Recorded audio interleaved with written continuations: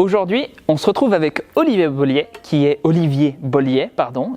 préparateur physique français, qui s'occupe d'athlètes olympiques, et on va faire une séance un petit peu axée autour de la puissance.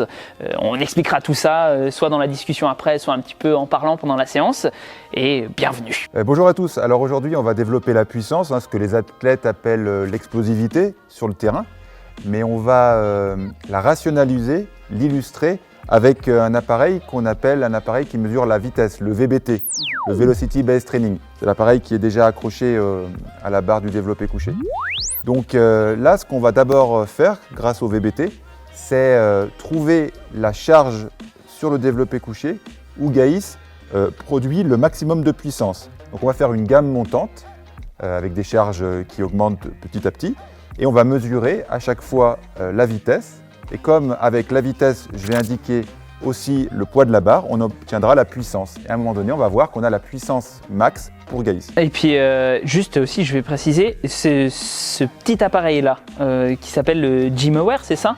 Oui. On en a un petit peu parlé avant, etc. Et j'ai eu la surprise d'apprendre que ça valait dans les 2300-2400 €, mais il y a d'autres alternatives pour s'entraîner en VBT, il n'y a pas uniquement cet appareil-là. Ça, c'est un matos de professionnel pour le coup. Puis, tu m'avais dit que c'est surtout l'application qui était vraiment très bien faite sur le GymAware, c'est ça ? Oui, c'est ça. On aura l'occasion sûrement de zoomer sur l'application. Oui, ça, c'est du matos professionnel.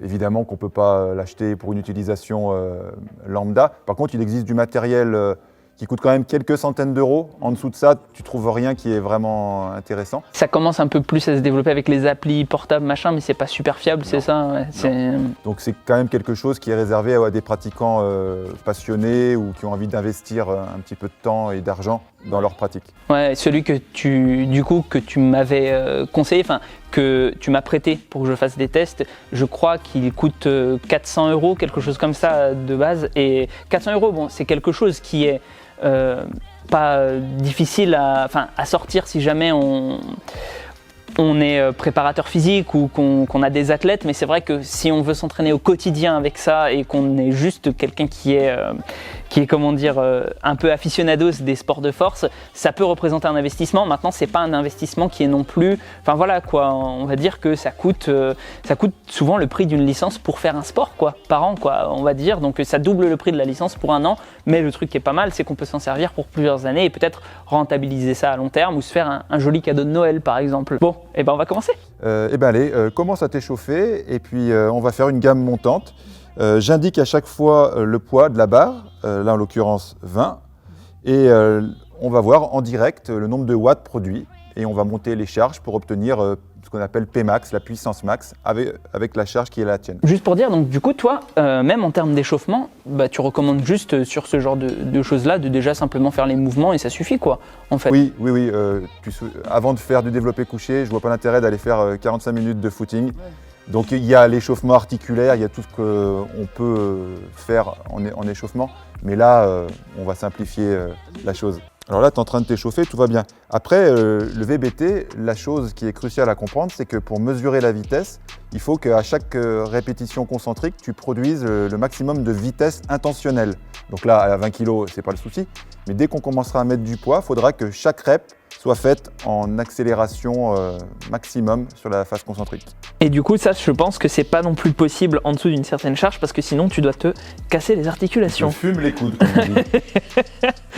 Plus moi, ça va beaucoup m'intéresser, je pense, parce que mon objectif principal, au départ, c'est pas de faire de l'hypertrophie, même si c'est très appréciable et je dis pas en termes d'objectifs secondaires, c'est toujours appréciable, mais moi, mon objectif au départ, c'est de devenir meilleur dans mon art martial, qui est le kendo. Et au bout d'un moment, il faut quand même être un minimum rapide, on va dire. Donc ici, tu as le poids de la barre, donc là 40 kg, et à chaque répétition, tu vas voir un diagramme en bâton s'afficher, ce sont les watts. Okay. Donc quand tu veux, 325 watts, 365 watts, 391, 363, 353, voilà. Donc tu vois, tu as ton diagramme en bâton, chacune de tes reps qui reste en mémoire. Et là, average, tu as la moyenne, donc 344 watts de moyenne, et chacune des reps après individuellement. Comme on voit, plus on avance dans la série, Avec la fatigue, ça descend. C'est intéressant de procéder comme ça sur cet exercice-là parce que moi, j'ai pas beaucoup l'habitude de le faire. Moi, j'ai plutôt l'habitude de faire ça aux haltères. Et donc, là, ça me... Enfin, je sais pas, je me sens stimulé par le fait d'avoir une barre, me dire « Ah, j'ai juste à pousser en fait ». C'est plus simple que de me dire « Il faut que je stabilise de… » C'est pour ça que c'est complémentaire les poids et les haltères, quoi. Enfin, la barre et les haltères. Alors là, pour avoir un ordre d'idée, là, quand tu as mis un peu des watts, tu as fait un peu moins de 400 watts, 391. Tu n'étais pas à fond, mais tu vois, ça te donne un ordre d'idée. Donc à 40 watts, 391 à 40 kg, 391 watts. Là, on va mettre 60 et on va voir.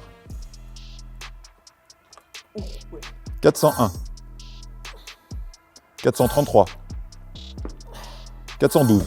Donc voilà, on est dans le cœur de l'évaluation, puisque sur 3 reps, tu vois, la première, tu t'es un peu réglé, si je puis dire, 401. Là, tu as mis la gomme 433.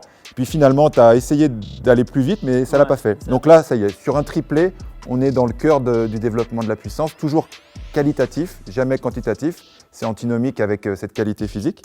Donc là, 433. Donc là, on note 433 watts à 60 kg. On va essayer, mettons, 65, voir si tu peux faire un petit peu mieux. Et par tâtonnement, on va obtenir Pmax. Je trouve ça super cool dans la démarche parce qu'on est vraiment sur le terrain en train d'expérimenter avec des moyens objectifs. C'est-à-dire qu'on est un peu à la…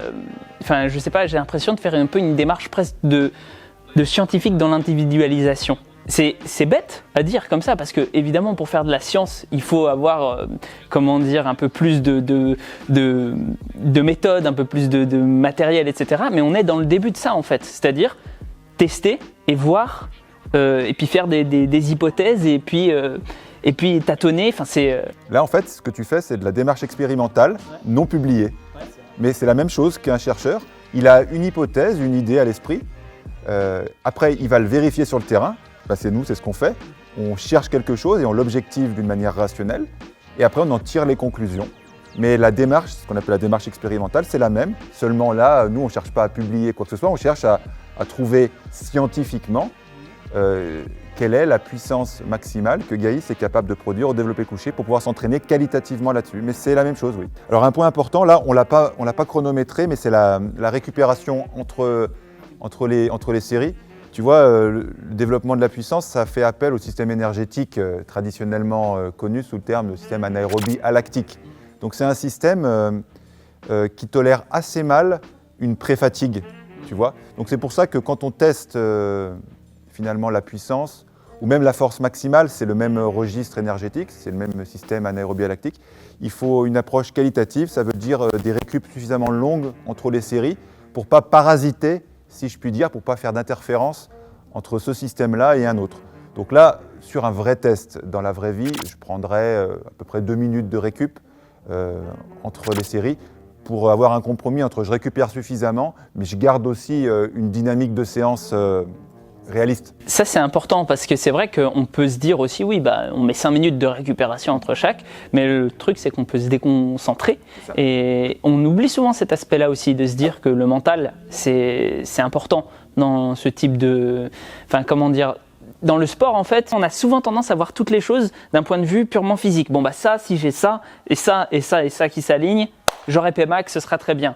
Ouais, mais ça se trouve, en fait, Pmax, ça va changer d'un jour sur l'autre parce que si tu es déprimé, peut-être que tu n'es peut-être pas au meilleur de ta forme pour pousser. Et encore on ne sait jamais parce que quelquefois, ça peut être complètement dissocié et quelquefois, ça peut être fortement corrélé. Et je pense que c'est là aussi que le travail de préparateur physique est important. C'est de connaître aussi ses athlètes parce que je pense que ça doit se voir tout de suite quand quelqu'un est…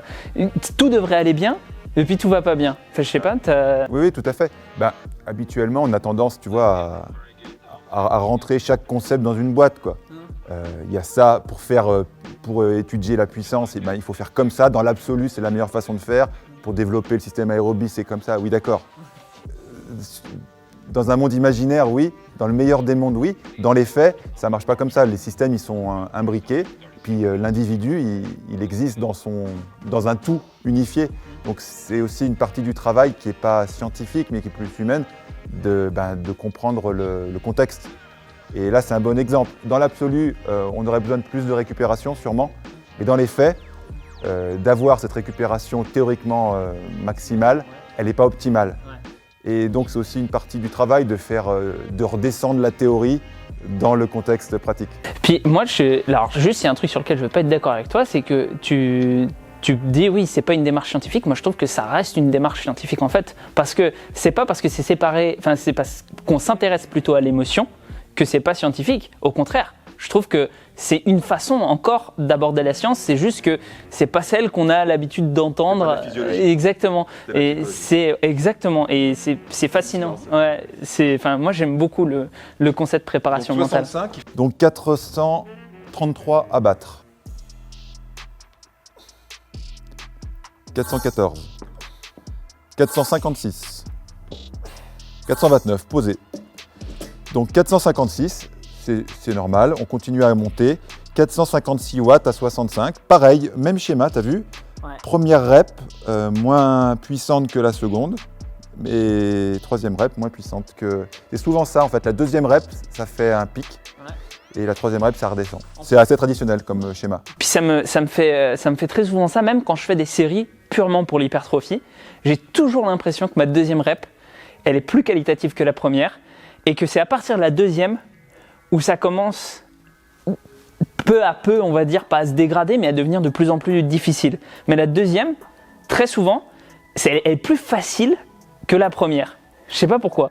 L'hypothèse qu'on peut mettre en évidence, c'est que, par exemple, à ta deuxième répétition, j'ai eu le sentiment que la phase excentrique-concentrique, la transition excentrique-concentrique était meilleure. Ouais. Tu vois, tu étais moins surpris par la transition excentrique-concentrique à la seconde, ce qui fait que ça a augmenté la puissance via une meilleure utilisation de l'énergie élastique. Je pense que l'hypothèse la plus probable, elle vient de là. D'ailleurs, ça, c'est un truc aussi intéressant. Il faut aller voir ce que fait Olivier Bollier sur sa chaîne YouTube et sur ses réseaux sociaux, parce qu'il fait souvent des petites analyses très simples, mais très, on va dire, c'est synthétique et on en apprend beaucoup sur les différentes études scientifiques qui sortent au niveau du sport. Et franchement, moi, je vous invite à aller voir ce qu'il fait. En plus, c'est sur cet iPad-là, non, que tu fais. Il y a des slides, etc. Bon, je suis sûr qu'en plus, si on l'encourage bien au fur et à mesure, il va même mettre une face cam à un moment et puis il va vraiment se prendre au jeu de YouTube. Mais franchement, c'est de la qualité, quoi. Donc, profitez-en. Il y a quelqu'un qui vous apprend des choses gratuitement. Autant y aller.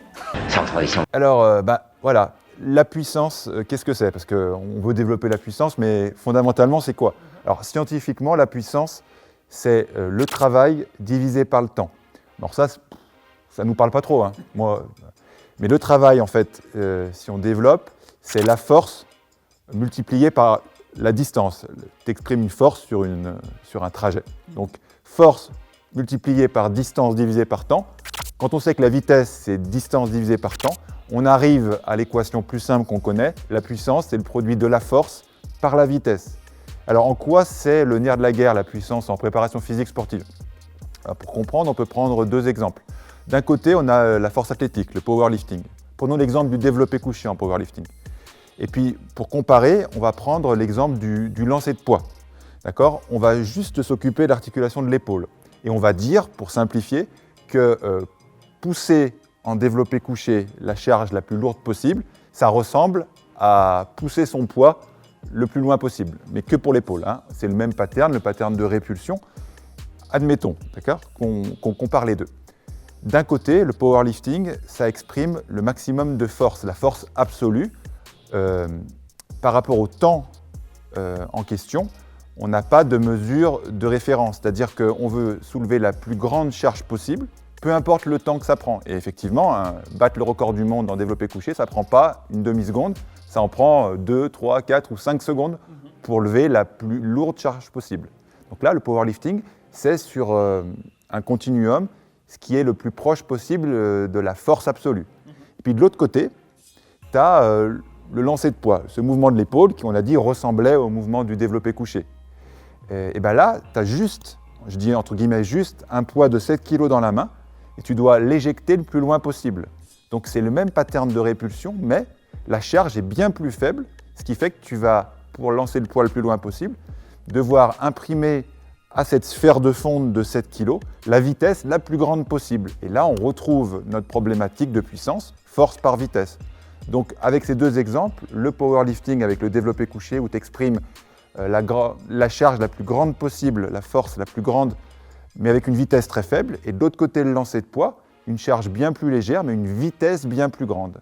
Alors pour en revenir à la prépa physique, nous, en prépa physique, il y a bien plus de sports qui ressemblent au lancer de poids, où il faut exprimer un certain niveau de force à la plus grande vitesse possible, que la force athlétique. Finalement, il y a peu de sports où tu dois exprimer la plus grande charge possible une fois, et puis plus rien.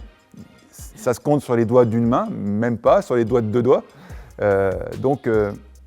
Voilà, c'est comme ça qu'on peut illustrer pourquoi en prépa physique la puissance c'est le nerf de la guerre. Bon, alors on a fait Pmax.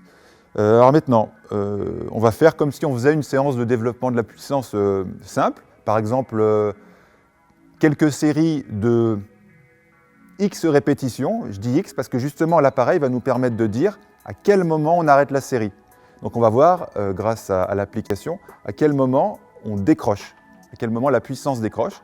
Et donc nous, ça va nous permettre de dire à quel moment on arrête la série pour ne pas faire des répétitions poubelles, quoi. Ouais. Et c'est même des répétitions qui peuvent être en plus un peu problématiques parce qu'en fait finalement, moi en tout cas c'est comme ça que je le vois, hein, la puissance, c'est quelque chose qui est beaucoup lié au système nerveux central et le problème c'est que, enfin le problème, mais ce qui est super, c'est qu'on apprend en fait, le système nerveux c'est quelque chose, c'est un apprentissage. Finalement si on apprend à aller moins vite, enfin l'objectif finalement n'est pas réalisé. C'est-à-dire que si on va... C'est pour ça que l'entraînement par exemple des bodybuilders qui va avoir tendance à aller avec beaucoup de diminution de la vitesse, etc., ça fait peut-être pas les meilleurs athlètes, on va dire, très explosifs, entre guillemets, sur le terrain, quoi. Enfin, je pense que c'est lié. Après, tu me dis si tu penses que c'est pas du tout vrai ou... En clair, oui, c'est ça. Tu performes sur les schémas que tu répètes. Voilà, c'est ça. C'est pas plus compliqué que ça. Hein. Ouais. C'est basique, mais en même temps, à un moment donné, si tu es habitué à t'entraîner à faible vitesse, il y a de fortes chances que lorsqu'on te demande d'exprimer une grande vitesse, tu ne sois pas dans ton élément, quoi. Ouais, donc on est tout à fait là-dessus, quoi. Par contre, il y a une certaine, pas réciprocité, mais tu peux changer ce paradigme-là. Mais faut-il encore y passer du temps, quoi. Donc on va remettre la bonne charge. Alors ce que je te propose, c'est mettre peut-être un petit peu moins de 65, comme la fatigue s'est un peu accumulée. Pour travailler en série, on peut peut-être mettre 62 ou 63. Et du coup, par exemple, avec un de tes athlètes, où tu vois, tu fais cette séance de test, et ben ça te sert pour peut-être un cycle d'entraînement où tu te dis, bon, derrière, je prends, peut-être que le jour même, je ne lui fais pas travailler avec exactement la même charge, mais la séance d'après, je sais qu'il travaille à 65 en Pmax, donc je vais le prendre directement à 65. Puis dans les faits, après, souvent, je ne remets pas l'appareil à chaque coup. Ouais. Si je sais qu'il bosse aux alentours de 65 à Pmax, ouais. Il y a des fois, dans un souci pareil de côté pratique, je ne remets pas à chaque fois le truc, parce que là, on est tous les deux, c'est bien, mais quand tu entraînes 2, 3, 10 athlètes en même temps, donc, tu es bien content d'avoir la charge en question sans avoir à mesurer à chaque fois. Donc voilà, là, on va voir à quel point c'est important d'avoir un feedback direct sur chacune des reps pour dire à quel moment Gaïs il doit s'arrêter si on veut rester dans une approche qualitative pure et dure. Puis en plus, il me semble que c'est assez... ça peut aussi servir, j'ai vu récemment sur des rugbymen, enfin des jeunes rugbymen, que ils avaient le feedback en fait après chaque répétition, mais eux. Et en fait, sur 3 semaines, quelque chose comme ça, plus, je sais plus. C'est sur peut-être une plus longue période, parce que 3 semaines, ça me semble vraiment très peu. Je sais pas pourquoi j'ai ce chiffre 3 en tête, c'est peut-être plutôt 3 mois, où en gros, ils ont augmenté beaucoup plus leur vitesse et leur puissance maximale que ceux qui n'avaient que leur feedback après chaque série.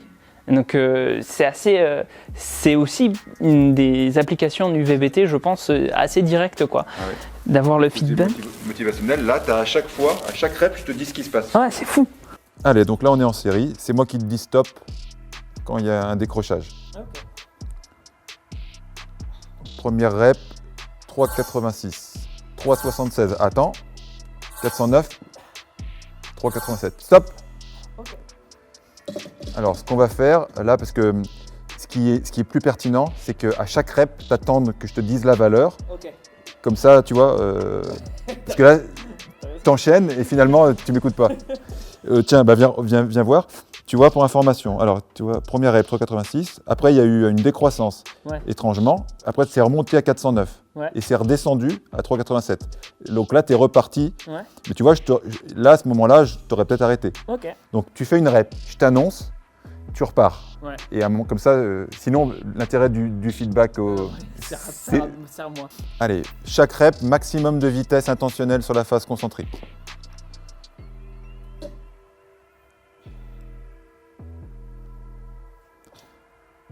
« 3,92, vas-y. 3,94, c'est mieux. Attends, 3,92, allez, encore une.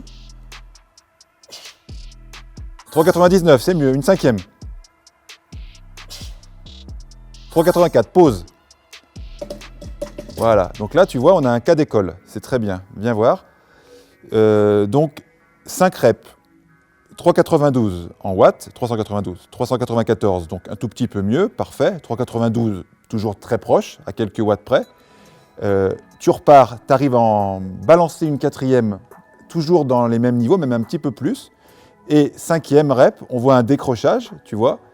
Là, 3,84, je t'arrête. Ça veut dire que tu as fait 5 reps parfaitement qualitatives, à chaque fois avec un retour d'information aussi et un encouragement. C'est un autre travail de faire 5 reps qualitativement gérés par ton coach plus par l'appareil que faire 5 reps en pensant à ce que tu allais mettre dans ton shaker après, quoi. Clairement, tu vois. Clairement. Par contre, c'est important que les gens comprennent ça, c'est que ces reps-là, elles sont coûteuses en termes d'énergie. En termes de mobilisation du système nerveux, c'est coûteux. Et là, sur le coup, on ne se rend pas compte, mais si on fait toute une série comme ça, ou toute une séance comme ça, où chaque rep doit être fait à vitesse intentionnelle max, ça te crame le système nerveux. Ça n'a rien à voir en termes de charge de travail avec ce qu'on peut faire traditionnellement. Donc il faut en tenir compte dans la gestion de la charge. C'est en plus, je trouve, une bonne démonstration que quelquefois tu peux écouter ton podcast à la salle de musculation parce que en fait, quand tu fais de la musculation standard, on va dire, ou juste pour faire de l'hypertrophie, finalement, tant que tu pousses, c'est pas très grave, quoi. Et puis, c'est un vrai travail en fait. On dit athlète professionnel, mais c'est un vrai travail en fait de se mettre dedans et de se dire là je pousse avec le maximum d'intensité. Et voilà quoi. Il y a des facultés mentales aussi à développer quand on est athlète. Ouais, c'est ça. Tu vois là, donc là on a changé de pattern, on est en squat. C'est génial. Donc tu vois, alors tu vas voir à chaque fois. Tu vas voir à chaque fois les centimètres. Putain, c'est ouf. Donc là, 32 cm, 52. Donc on va tout de suite avoir à l'esprit, casser la parallèle, c'est tant de centimètres. Ouais. Tu l'as ou tu l'as pas, quoi. Exactement. Et ça, c'est un profil qui est individualisable du coup. Ouais. Voilà, 53 cm, 47, 52. Tu vois, tu es à réglé aux alentours de 50 cm. Ouais, c'est ça. Alors, j'ai pas regardé si tu cassais la parallèle à combien, mais... Là, je pense que je casse la parallèle pile à 52. Vas-y, fais-le... Casser parallèle, tu vois, là, tac. Là, il y a 53. Tu vois, tac, là, 52, 53. Voilà, 52. T'es hyper reproductible, 54. Je pense en te chauffant, tu vas descendre un peu, mais voilà, aux alentours d'une cinquantaine de centimètres, tu casses la parallèle. Donc, si tu faisais une rep où tu es crevé et tu fais qu'un demi-squat... Tu fais ça, regarde, tu vois, là, ça, voilà. Là, t'es pas parallèle. C'est ça. Tac, tac, tac, tac, tac. Et là, elle indique 44. Ouais, tu vois. Donc, c'est automatique. On sait automatiquement si tu as validé l'amplitude ou pas. Ça, c'est génial, quoi. Ouais. 55, t'es revenu. 54. 53. Et ça, je pense que tu peux même le voir en direct, genre si je mets l'iPad devant moi, là. Et tu vois, en compète de powerlifting, acheter une machine et tu peux mettre sur tous les participants. Et tous les participants, ils attendent plus le signal des juges. Ouais. Ils voient, c'est rouge ou c'est vert. Ouais. Ils se disent, à 54, je suis bon. Paf, je remonte. C'est simple, hein. Ouais. Et puis, il n'y a pas trop à discuter, quoi. Ouais. Ça peut, déjà, pour commencer, ça peut être un bon outil pour le mettre à la disposition des arbitres, déjà. Ouais, moi je pensais plus aux arbitres en première intention. Ouais, c'est ça. On a vu un petit peu comment ça se passait dans la séance, etc. Parce que évidemment la séance va passer avant l'interview. On va faire ça dans le vrai ordre chronologique. Et j'aimerais bien quand même qu'on revienne un petit peu sur ce que c'est le Velocity Based Training, et pourquoi on peut l'utiliser, enfin dans quel champ d'application on peut l'utiliser? Est-ce que c'est limité uniquement à une affaire de préparation physique pour des athlètes sur terrain, ou est-ce qu'on peut le faire pour de l'hypertrophie? Est-ce qu'on peut le faire pour notamment les powerlifters, de la force, etc. Dans quel contexte, on va dire, quels sont les champs d'application possibles dans le monde du sport, on va dire? Alors le champ d'application numéro 1, c'est ce qu'on a vu ensemble, c'est le développement des capacités de puissance. Okay. Donc ça c'est le premier. Après tu as aussi le développement de la force d'une manière générale. On l'a bien vu quand tu t'es entraîné, les feedbacks que je te donne répétition après répétition te poussent vraiment à donner le meilleur de toi-même parce que tu as un feedback direct, donc ça t'engage bien plus. Et en 2019, il y a Dorel et collaborateurs qui ont sorti la première étude sur 6 semaines sur les 4 mouvements de base, les 3 de powerlifting plus un développé vertical. Et ils ont montré qu'on a tout intérêt, a priori, à intégrer le VBT quand on veut développer les capacités de force et de puissance. Donc voilà, tu as force, puissance. Pour l'hypertrophie, dans l'absolu, on pourrait faire pareil sur 10 reps. Après, c'est tellement coûteux d'un point de vue nerveux que ça risque, en mettant les volumes d'entraînement du culturisme plus un engagement du système nerveux aussi grand, ça risque de me faire monter les 2 curseurs en même temps. Et là, ça risque de peut-être causer du surentraînement. Mais dans l'absolu, on pourrait aussi, d'une manière plus intelligente, par cycle.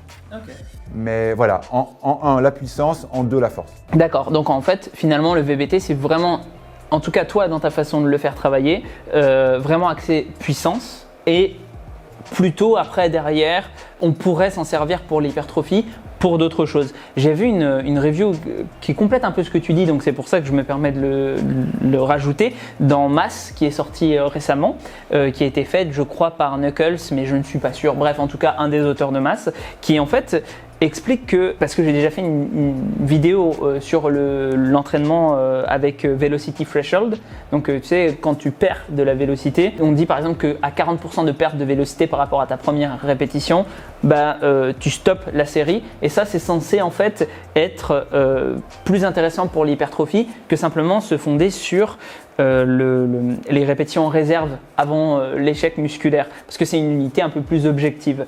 Et en fait, on se rend compte au fur et à mesure que on ne peut pas le quantifier comme ça, parce que ça dépend des exercices. C'est-à-dire que peut-être 40% de perte de vélocité sur un squat, ça va être juste pas possible. J'en sais rien si c'est 40% sur un squat ou sur un DC, alors que sur un DC, si tu es à 40%, tu es peut-être même encore loin de ton échec musculaire, parce que ça va dépendre de à quel point l'exercice engage de masse musculaire en même temps. Peut-être que s'il engage plus de masse musculaire, tu vas te retrouver à être plus fatigué rapidement. Donc du coup, tu n'auras pas le temps de faire baisser ta vélocité, parce qu'en fait, tu seras trop fatigué centralement, enfin pas centralement, mais cardiovasculairement pour que ta vélocité, pour que ce soit le facteur limitant, ce soit tes muscles, etc.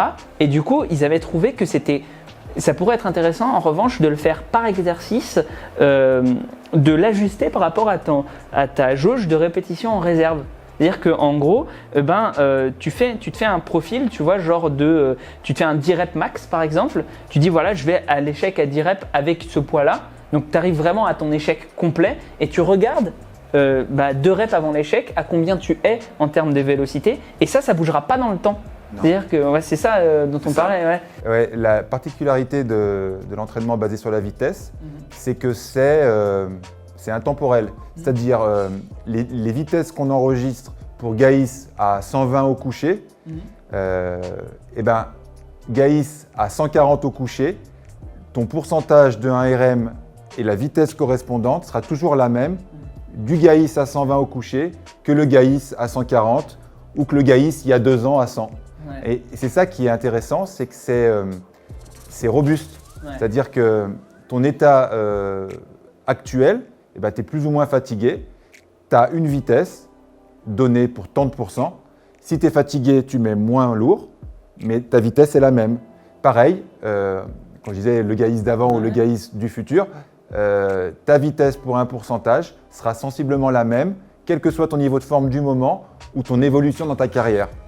C'est dans ce sens-là que ça semble être vraiment encourageant, le VBT, pour d'autres applications. C'est que c'est intemporel un peu. Ouais, ça c'est assez fou parce qu'en fait on a cherché pendant longtemps quelque chose qui soit comme ça parce que les pourcentages de l'ARM, comme tu l'expliquais, peut-être qu'en fait c'est pour ça qu'on fait des tests qu'on faisait avant quand il n'y avait pas le VBT, et peut-être ça se fait encore quand on n'a pas les moyens de s'acheter un truc qui fait du VBT, on fait du 1 RM, enfin du pourcentage de RM, peut-être tout à la fin de chaque cycle, quoi, parce qu'on ne sait pas à quel point on a progressé. Alors que là, il y a besoin, finalement, je pense qu'il y a encore des tests qui se font, parce que les tests de 1 RM, c'est un peu, ne serait-ce, même si c'est moins utile, ça reste aussi dans le folklore, hein, on va pas se mentir, ça fait toujours plaisir aussi de se dire qu'on a augmenté un petit peu notre 1 RM, enfin quand on fait de la force, mais dans l'idée, se dire qu'on a une unité de mesure objective maintenant, c'est énorme. Et toi, du coup, tu verrais quoi d'ailleurs à l'avenir si jamais on devait aller, parce que moi je pense que dans la recherche et dans le monde de la préparation physique, on ne va aller que de plus en plus vers l'individualisation. Et qu'est-ce que tu verrais toi comme outils peut-être qui vont prendre forme dans les années à venir pour permettre de faire encore plus d'individualisation? Ouais, je pense que globalement, on tend vers une utilisation de la technologie en renfort des compétences de terrain déjà existantes.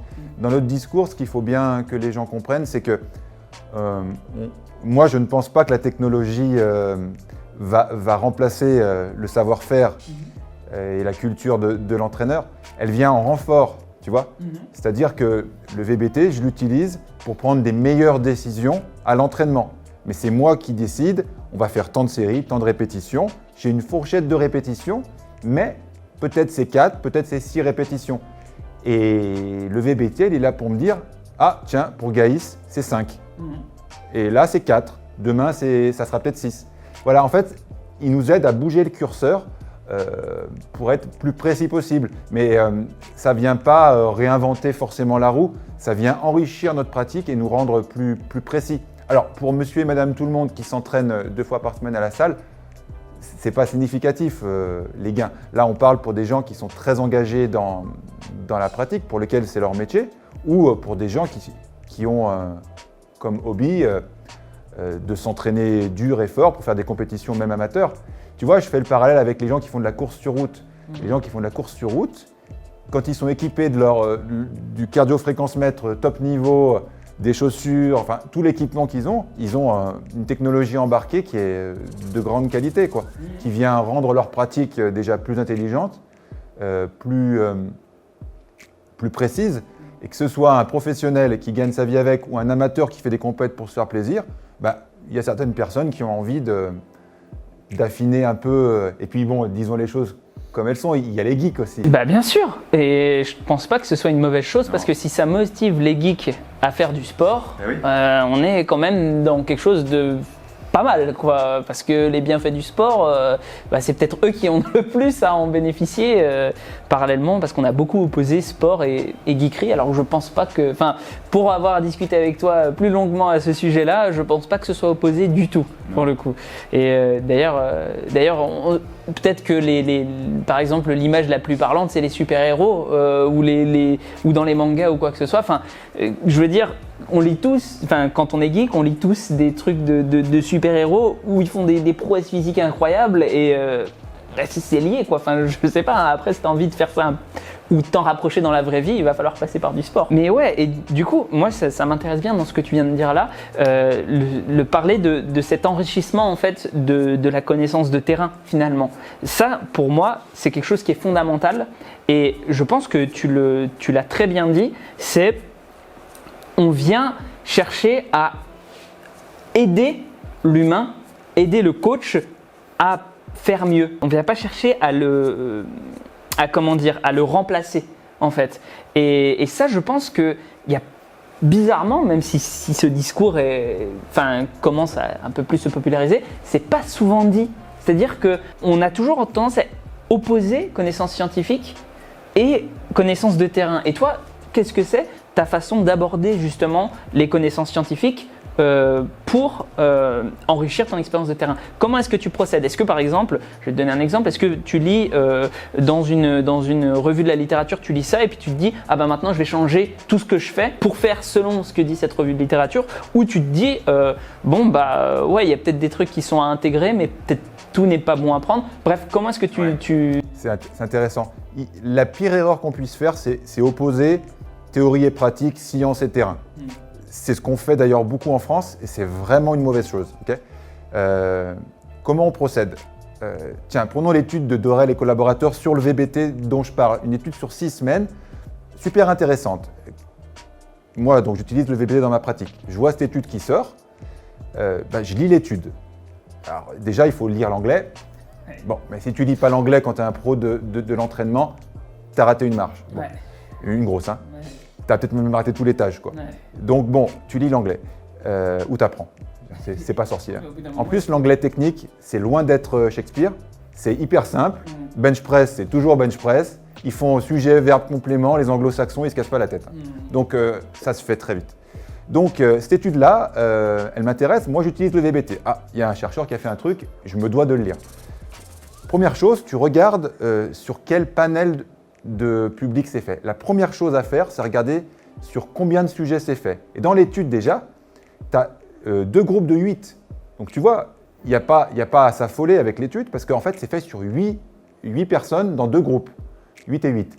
Donc en fait, c'est très intéressant, mais en aucun cas, ça va venir me renverser tout ce que je crois ou tout ce que je pense. Parce qu'en fait, il faut le voir, cette étude-là, non pas comme la vérité universelle, mais comme une étude qui, dans les conditions de l'étude, donc 8 bonhommes versus 8 bonhommes, ce qui est petit, hein, ils ont obtenu ça. Mais en aucun cas, et ça c'est une grosse erreur qu'on fait, c'est qu'on prend l'étude et qu'on l'universalise. On dit « Ah, selon Dorel et collaborateurs, le VBT, ça fait ci, ça et ça ». Non, ça fait ci, ça et ça dans le cadre de cette étude. Pour que ça soit universalisable, si tant est que ça le soit un jour, il faut qu'il y ait ce qu'on appelle des méta-analyses. C'est-à-dire l'étude de Dorel, l'étude de Gaïs, l'étude d'Olivier. Au bout d'un moment, il y en a 5, 6, 10. Il y a quelqu'un qui va toutes les centraliser, en faire une méta-analyse et va faire des calculs par-dessus les calculs et ressortir peut-être, je dis peut-être, une vérité plus universelle. Mais avant qu'il y ait les 3 études ou les 30 que je viens de citer pour faire une méta-analyse, il s'est passé 10 ans, 20 ans et des fois ça ne se produit jamais. Donc voilà, comment je procède? J'ai mes connaissances de terrain que j'ai acquis avec l'expérience. Une étude sort, je regarde dans quel contexte elle est faite. C'est pareil, dans l'étude dont je parle, elle est faite sur des athlètes qui font 1,5 fois le poids de corps en squat. C'est bien déjà. Ouais. Et parfois, il y a des études faites sur monsieur et madame tout le monde. Donc moi, qu'est-ce que j'en fais de cette étude-là sur des athlètes olympiques? Tu vois? Donc on regarde le public. Moi, le plus important pour moi, c'est regarder le public et l'effectif. À partir de là, déjà, on commence à prendre du recul. Et en aucun cas, on méprise une étude qui est faite sur peu de sujets, mais on la laisse à la place qu'elle mérite. À partir de là, tu ne peux pas te tromper, si je puis dire. Tu prends ce qu'il y a à apprendre sans te retourner le cerveau à chaque fois qu'il y a une étude qui va dire le contraire aussi. Ouais, je suis entièrement d'accord avec toi. Le contexte, c'est très important. Et je rajouterais juste une chose sur la méta-analyse, histoire qu'on soit clair là-dessus, parce que c'est vrai qu'il y a beaucoup de gens aussi après derrière qui vont dire une méta-analyse a dit ça, donc c'est vrai. Non, parce que la méta-analyse, c'est la somme de toutes les études que tu mets dedans. Si tu mets que des études pourries dedans, la méta-analyse, puis en fait, c'est même pas que tu mets des études pourries, parce qu'il y a des études qui sont de mauvaise qualité. Voilà, en termes de démarche méthodologique, il y a des différences. Mais la plupart du temps, souvent même, je dirais, c'est pas tant que les études sont pourries, c'est juste qu'elles sont pas adaptées pour les conclusions qu'en tire la méta-analyse. Si la méta-analyse, son objectif, c'est de montrer que sur le VBT, on améliore, de combien on améliore la force, et qu'il n'y a aucune étude dans la méta-analyse, ou qu'il y en a 2 qui ont mesuré la force, et qu'après on a extrapolé la force à partir de données de vitesse ou quoi que ce soit, elle ne vaudra pas grand-chose, même si c'est une méta-analyse avec beaucoup de sujets. Et à l'inverse, si on a une étude de cas sur une seule personne, bon, c'est peut-être un peu extrême, mais qui est très bien menée, et on voit qu'il y a vraiment une amélioration, on sait vraiment, on a isolé le facteur, on se dit c'est vraiment le VBT qui a fait ça, ça vaut peut-être plus dans le contexte pour répondre à une question donnée. Et je suis entièrement d'accord avec toi, c'est le contexte qui est important. C'est ça, savoir analyser une étude scientifique. C'est savoir la replacer dans ce qu'elle veut nous dire. Mais c'est un peu comme, c'est comme tout dans la vie, en fait. Après, il y a une chose dans les sciences du sport qui est assez différente des sciences en général, c'est que les sciences du sport, c'est une branche des sciences toute neuve. Ouais. C'est à l'échelle de la science, c'est plutôt embryonnaire, quoi. Ouais. Donc c'est tout neuf. La plupart du temps, il n'y a pas des gros moyens financiers mis sur la recherche en sport. Parce qu'il y a des choses plus importantes dans le monde que... Pas sûr. Pas pour toi et moi, mais pour l'humanité, des choses plus graves que de savoir si le VBT c'est bien ou c'est pas bien, tu vois.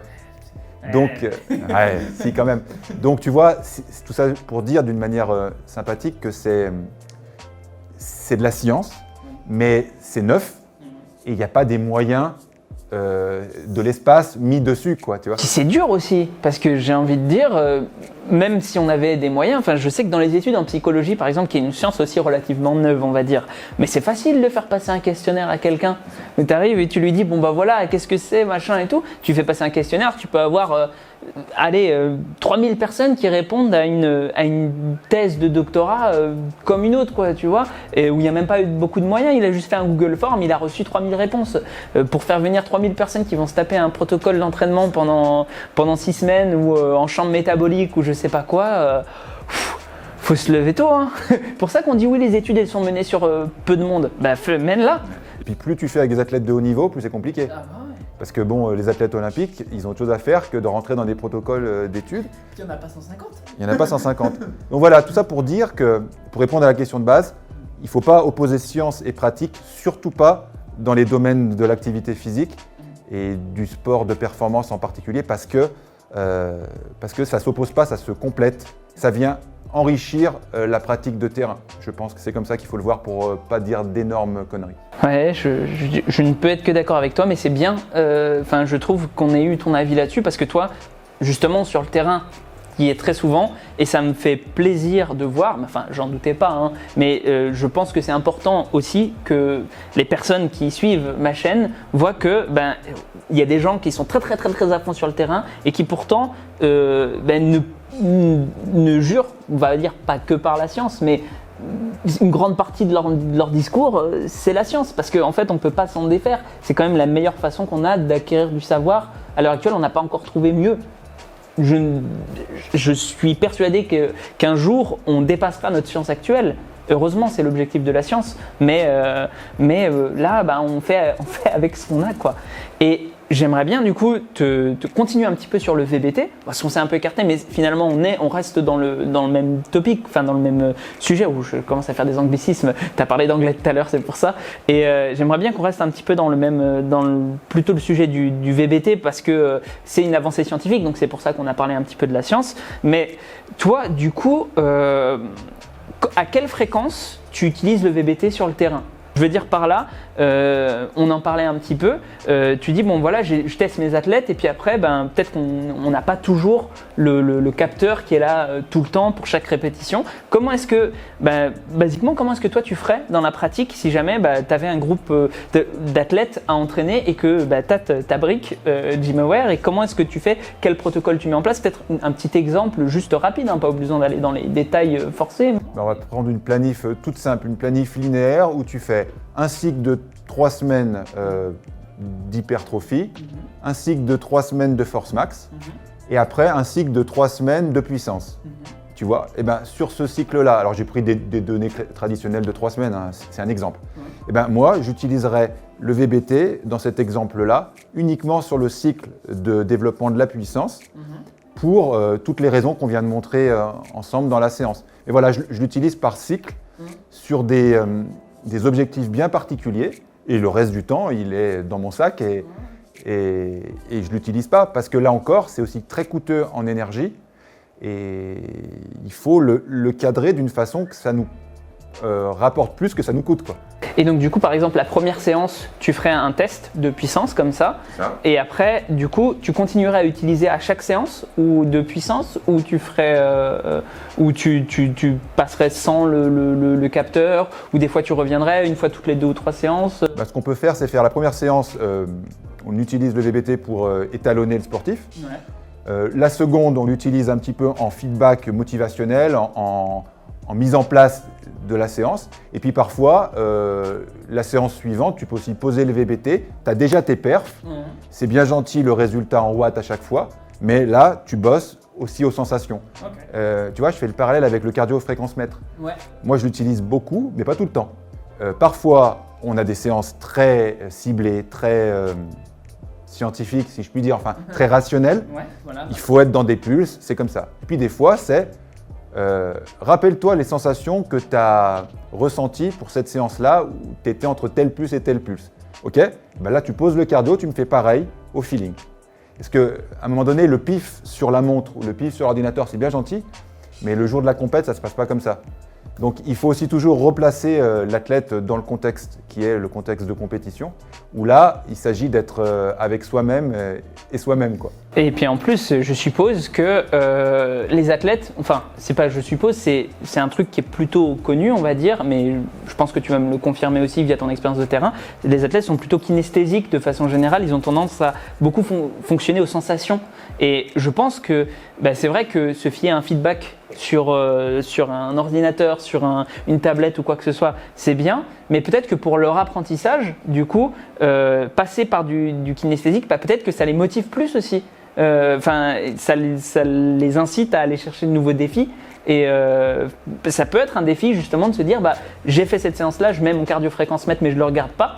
Et puis je regarde après dans ma séance, est-ce que j'ai bien réussi avec juste mes sensations à ajuster ce type de choses-là. Enfin, c'est une extrapolation, mais je ne sais pas ce que tu en penses. Il y a différents profils. Tu as quand même une majorité de sportifs qui sont très tournés effectivement sur les sensations qu'ils ont. Ils ont des sensations bien plus fines que le commun des mortels. Ce qui est logique puisque en même temps, le corps et la connaissance qu'ils ont de leur corps, c'est leur outil de travail. Donc il s'agit qu'ils soient un peu plus affûtés que monsieur et madame tout le monde. Et puis tu as quand même une fraction plus réduite d'athlètes qui sont très tournés sur le cérébral au service de leur pratique. Et eux, c'est plutôt les geeks de l'entraînement, mais côté sport professionnel, où eux, il faut qu'ils aient beaucoup d'informations chiffrées, objectives, sur leur pulse, leur fréquence cardiaque, leur puissance, leur variabilité de fréquence cardiaque pour le suivi de la charge. Bref, ils ont besoin de chiffres pour comprendre et pour se rassurer et pour travailler. Mais ce n'est pas la majorité. Donc c'est important aussi, c'est une partie de mon travail, c'est d'isoler le profil de chacun de mes athlètes pour faire en sorte que je leur donne ce qu'ils ont besoin pour progresser et pas toujours non plus ce qu'ils veulent. Donc il y a ce compromis entre leur donner ce sur quoi ils ont des compétences, mais aussi leur en faire acquérir de nouvelles. Donc c'est là-dessus qu'il faut un petit peu jongler. Et est-ce que ces athlètes-là, qui sont très geeks, sur leur approche, est-ce que ce ne serait pas ceux qui plus tard, quand ils se reconvertissent, quand ils arrêtent de faire sportif professionnel, qui plutôt dans la préparation physique? Et voilà, souvent c'est les futurs entraîneurs.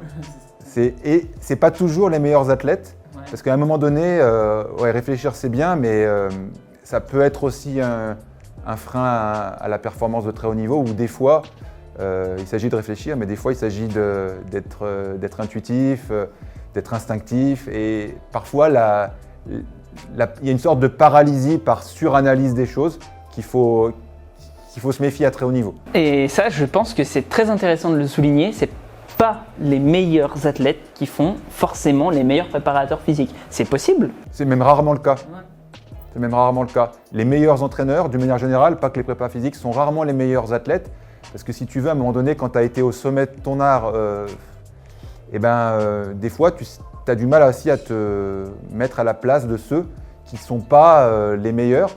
C'est comme le premier de la classe, c'est pas toujours le meilleur prof. Parce qu'il n'arrive pas à se mettre à la place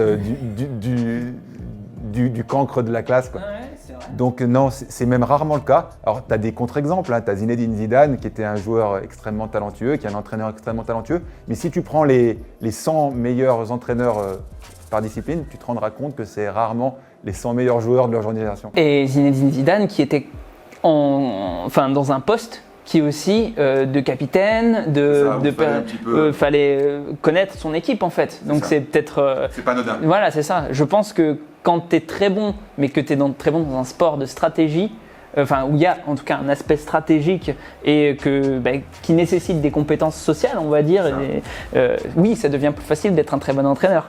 Mais par exemple, je suis pas sûr que, parce que Zinedine Zidane aussi, si on va là-dessus, je suis pas sûr que ce soit forcément le meilleur coach de prépa physique. Je pense que ça doit être un très bon entraîneur. Peut-être pas forcément lié juste aux aspects techniques qui serait un peu plus geek, quoi. Mais peut-être lui, je sais pas, en plus quand tu te dis, je ne suis pas du tout là-dedans, mais je suis sûr que quand tu es au Real Madrid et que tu te dis putain mon coach est Zinedine Zidane quand même, ça doit aussi jouer, quoi. Enfin, il doit y avoir un petit peu tout cet aspect-là. Je trouve d'ailleurs que c'est intéressant de parler un petit peu rapidement, hein, comme on vient d'en parler là, de cet aspect mental parce qu'on en a déjà parlé un petit peu dans la séance et c'est quelque chose, je pense, qui va beaucoup se développer et qui se développe beaucoup, cet aspect préparation mentale, notamment dans le rôle des préparateurs physiques et peut-être qu'il va y avoir aussi, j'ai entendu dire qu'il y avait des rôles justes de préparateur mental. Moi, je pense que le préparateur physique peut aussi s'occuper de ça parce qu'il faut connaître ses athlètes finalement pour les faire performer au mieux. Enfin, en tout cas, c'est très intéressant de discuter avec quelqu'un qui est sur le terrain, encore une fois, comme toi, qui a ce type d'approche-là. Et donc, pour conclure, est-ce que tu as des choses à rajouter sur le VBT, des choses qu'on n'aurait pas abordées, des choses… On a parlé de la puissance, on a vu aussi à quel point ça pouvait être utile pour monitorer les amplitudes, parce qu'on se rend compte que avec la fatigue, tu le veuilles ou non, par exemple ton squat, tu vas perdre des centimètres de répétition en répétition. Donc ça, c'est aussi un formidable outil, on n'en parle peut-être pas assez, pour monitorer les amplitudes. Ouais. Et on a parlé tout à l'heure de l'intérêt en powerlifting pour savoir à quel moment tu casses la parallèle. Donc ça, c'est pour les profs de compète. Mais même, tu dis à tes athlètes de faire 5 séries de 5 répétitions en squat complet. Et à un moment donné, les athlètes, même s'ils ne le veulent pas, inconsciemment, ils brident un peu leur amplitude pour pouvoir faire les reps. Donc ça veut dire ou c'est trop lourd, ou eux, il faut les coacher. Et à ce moment-là, tu as en centimètres chacune des amplitudes. Donc tu peux dire, hey, attention, là, tu es en train de passer d'un squat complet à un demi-squat. Il ne faut pas. Donc ouais, on peut dire aussi que ces outils-là sont très utiles pour monitorer les amplitudes. Et sachant que l'amplitude en plus c'est quelque chose, c'est pas le parent pauvre de la surcharge progressive, mais presque. C'est-à-dire qu'on n'en parle jamais, ou en tout cas très peu, notamment dans le milieu de l'hypertrophie. J'y pense aussi beaucoup parce qu'il y a beaucoup de gens qui suivent ma chaîne aussi pour le côté hypertrophie. Et on n'en parle pas beaucoup dans la muscu, mais en fait, si tu augmentes la charge, tu augmentes les reps, mais que ton amplitude elle baisse, littéralement, tu fais le même travail en fait. Tu fais la même, tu n'as rien augmenté. Tu n'as pas fait de surcharge progressive. Et du coup, avoir cet outil-là tu le mets une fois de temps en temps et peut-être une fois toutes les 3 à 5 séances, tu vois. Tu te dis, est-ce que mon développé couché, j'ai augmenté mes répétitions, j'ai augmenté ma charge, mais est-ce que mon amplitude est restée la même ? Peut-être qu'en fait, tu vas te rendre compte que pas tant que ça et peut-être qu'il va falloir travailler juste sur ton amplitude et juste en travaillant sur ton amplitude, tu vas faire de la surcharge progressive. Je pense que c'est intéressant, effectivement. Merci de l'avoir soulevé. Et puis, je pense qu'on a un peu parlé de tout sur le sujet, du coup. Et ça a fait, je pense, un long entretien. J'espère que les gens qui suivent ça auront apprécié. Et puis, je pense que là-dessus, est-ce que tu as un dernier mot ? N'hésite pas à faire ta promo, par exemple, si jamais tu lances des choses, tu as des choses à mettre en avant, parce que, après tout, tu es là pour ça aussi. Hein. Oui. Tous les mardis matins, je publie une newsletter où je fais un petit zoom sur un sujet particulier, ou une étude, ou autre chose d'ailleurs. C'est du contenu exclusif que je donne qu'aux gens qui ont pris la peine de laisser leur mail sur le lien que tu laisseras. Donc il y a ma newsletter et quand il y a des offres particulières, ça passe principalement par ma newsletter. Donc les gens qui veulent me suivre peuvent me suivre sur les réseaux sociaux où je mets des petites choses gratuites. Et il y a aussi ma newsletter qui est déjà un peu plus exclusive aux gens qui prennent le temps de me suivre. Voilà. Merci Olivier. Et puis, comme je dis habituellement sur ma chaîne YouTube, prends soin de toi et à la prochaine.